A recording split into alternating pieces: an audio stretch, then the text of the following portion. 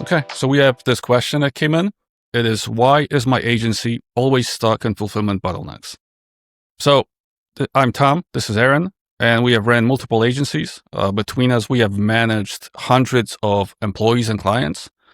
And we typically get paid for answering questions like this, but since we don't love doing calls, this is the best next thing. We'll just send these to the clients. So you want to start this? Yeah. Okay. So typically, fulfillment bottlenecks, if you're stuck in them, I would say low-skilled employees. Maybe you're spending too much time overseeing them. Could be a leadership issue. Could be that the sales team promised things that you don't have SOP'd, and now you're playing around, figuring new things out for clients.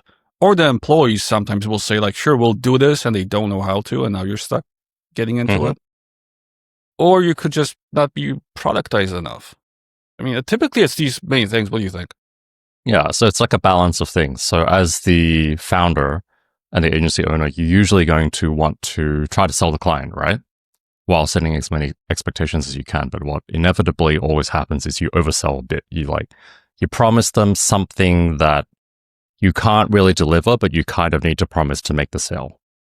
So you go ahead and promise it. And then what happens is your team can't deliver it because they're not highly skilled people. They're not A players, they're B players or C players, because that's all you can afford on agency margins. And then what ends up happening is you end up having to deliver on that extra piece yourself. And that becomes the fulfillment bottleneck, typically speaking. And the typical guru advice you get is to productize your agency so that you don't have these bottlenecks, so that everything's the same. But then what happens when you productize is you find that a whole bunch of the sales that you could have made before, you can't make anymore because you can't promise those same things that you did to close sales previously. Yeah, I'll agree with that. Except, even when you have SOPs, and this is the leadership issue. Like if the team doesn't know how to make decisions when things change, and things change a lot because things are different, they stop following the SOPs a bit and things get out of whack and you got to go back in, right? Or, this is guru advice too, which doesn't work for like 90% of agency owners. Just hire A players. But the average agency can't afford A players. The average agency owner doesn't get paid himself or herself what an A player would cost. No. And let's define A players for agencies just real briefly. I would define an A player for an agency in this case as someone who understands how the agency works from a technical and operational standpoint as well as you do. And you just think about that for a minute. Not only do they need to understand the technical delivery, so if you're doing media buying as an agency, right? So they understand how to research ads to run, research the market, run the ads, optimize them, tweak them, and they understand the client management side, and they understand the actual operational side of the agency, things like payroll and finance and how you hire and fire people and all that kind of stuff.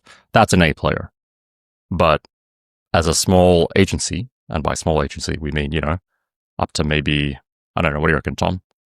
100K a month? Average agency is probably like 20K per month. Yeah. Okay. So let's say, if you're on 100K a month, you're a small agency, quote unquote, you can't afford A players who can do all that stuff. It's very tough to do. Even at 100K, you're gonna struggle. Yes. Like, I'll push back on what you said. Like, the person that understands all that stuff, that's a project manager. Well, more likely that person is running their own 20K a month agency. You know what I mean, though, right? Like the one that like A player that there are project managers who do understand everything, but don't want all the headaches of running things. Okay. Yeah, there's a lot of people like that. That's fair. There are some people like that. Yeah. But an A player to me is like, okay, you understand what you're doing. That's already big, because most employees don't. You understand how what you do fits in with the people you work with. Because you don't need to know what like the project manager does or the owner, but if you're a copywriter for example, and I always seen this problem, I'm like, okay, well, you need to understand, one, how what you write influences the design and back, so you can tweak that with the designer. Typically, they don't. You need to understand what the media buyer is doing and the creative person before you, because they are running ads to your content, and you're writing content like this person's, I don't know coming from where, because it doesn't match the ads. Like, it's just, there's no, understanding of like how things connect. And then you just need to be able to figure these things out as they change on the fly. And I get some of this is leadership issue. Like, if someone doesn't have like the final vision, it's hard. But an A player, typically, like, super hard to find. Like, most what I see, they will be competent enough at just what they do not to get fired. That's B players. Like what we can get with agencies, right? An A player is beyond that, and it's super hard to find them. Yeah. Yeah, that person you talked about, that project manager who understands everything, they're not working for you. They're going to go work for a big company like TikTok or VaynerMedia or something like that, where they can get compensated for their skills. Yeah, I agree. Yeah. Yeah. All right, let's pull it back to the high level. Sum it up, Tom. So you've got, basically, you can't get good enough employees. Your employees are low skilled, which is why you have fulfillment bottlenecks. There's an element of a leadership issue, but I personally don't think it's as big of a deal as more a business model issue. And then what we talked about also, about the fact that it's hard to productize most agencies, and therefore it's hard to build SOPs and systems. That's it. Anything you'd add to that, Tom? I mean, making more money solves money problems, and this is a money problem. So if you like this, subscribe, and we'll be back again.